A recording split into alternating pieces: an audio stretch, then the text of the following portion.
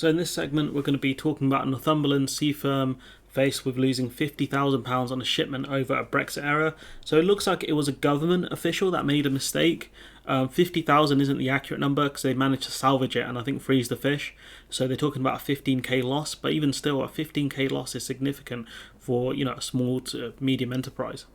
Seafood firm bosses warn ridiculous Brexit paperwork is making trade fraught after 50k load faced destruction due to a clerical error. And again, this wasn't their mistake, at least this firm's mistake. The consignment from Northumberland's Croquet Island Shellfish Company was rejected by French authorities because a form signed 43 times by a UK official did not include a print name. And you could argue, oh, this is just Brexit bureaucracy and the French being mean, but at the end of the day, if you don't fill out forms properly, this stuff will happen. The company incurred thousands of pounds of costs having it returned. And it mentions a UK official, which kind of screams to me some sort of government employee, but I'm not sure because it couldn't have been a customs agent that made that sort of mistake because they could get sued by the company for this. It screams to me like it's a government mistake, especially when the government statement here is the government said it's working to resolve any issues exporters face.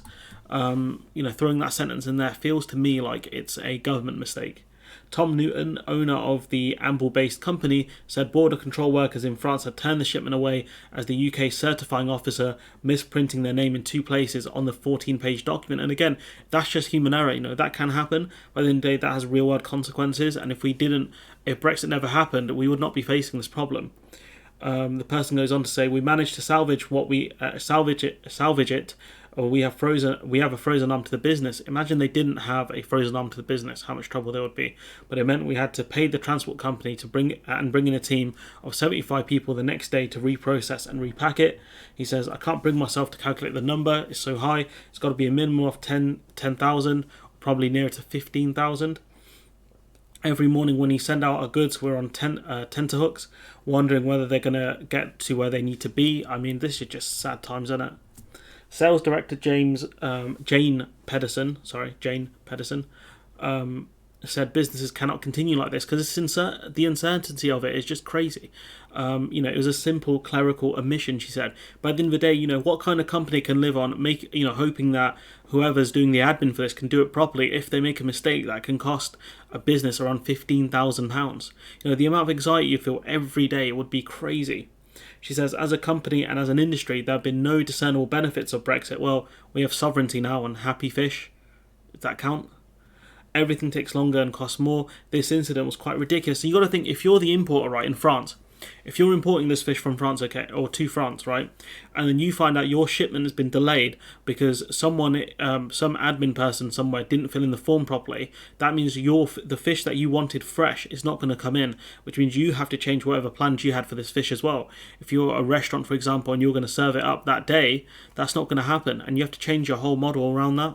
So realistically, they're going to look at an EU country if possible to get the fish from there. At that morning when we were faced with the destruction of £50,000 of goods, all the additional costs was fraught and frantic for us. You have to feel bad for some of these companies. DEFRA said it continued to engage with the European Union to help resolve any issues that UK exporters will be facing, with work to help digitise process ongoing. But the thing is, right, the reason why we don't have a digitised system is because we had the option to use the EU system, but we said no, we're going to make a British sovereign system, and they're still not properly operational. It's just so stupid. Honestly, we could have used the EU system and then waited until our system was operational, but we didn't. We wanted the sovereign system, and look how good that sovereign system is. It's not working properly. If you had a digitised system, it could have pointed out to the person that they forgot to, print their name in certain places. But yeah, this is just such a basic error from someone, and I'm not attacking that person, whoever did it, but this is the outcome of Brexit essentially. And I don't know how hard these certifying officers would be working. I'm assuming they'd be working quite hard, getting all this paperwork sorted out because it would be a lot of it. It added traders and certifying officers should ensure paperwork was correctly and completely filled to minimise the chance of rejection at the EU border. The EU doesn't really have a border, though. It would be the French border. They're the ones who checked over the paperwork and realised there was a problem. Kind of wish they could have sent it back to the certifying officer to get it sorted, but I guess at that point, the haulier contacts the company or the customs agent, says there's a problem, and they just dragged this thing back and just got it frozen as soon as possible. Fresh fish doesn't last long, especially not in transit. But yeah, it just shows you how easy it is for things to go wrong in Brexit Britain. But anyways, I'm going to leave it there. Let me know what you think in the comments below. Like, comment, share, subscribe. Support the channel on Patreon if you can. And hopefully I'll see you in the next one.